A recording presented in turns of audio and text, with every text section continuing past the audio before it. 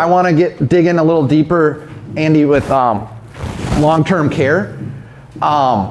When you're someone that's in your 20s and 30s, you're not thinking about, those sorts of things now. You're barely thinking if you're just having kids, you're thinking about college.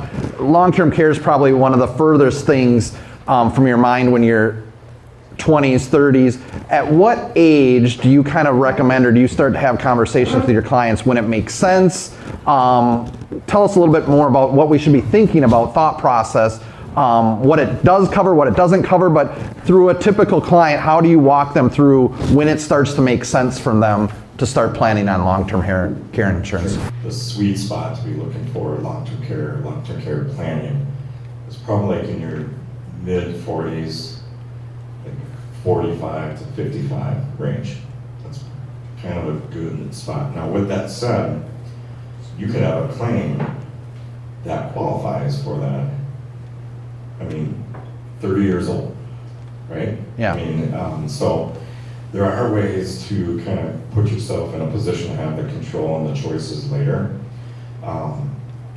The traditional long-term care planning or benefits and policies put in place, there's only like a handful of carriers left that really are, providing these traditional long-term care benefits. And a lot of other insurance carriers that do life insurance are now allowing like riders, a tactical life insurance policy that allows you to access your death benefit early for care if you qualify for the care.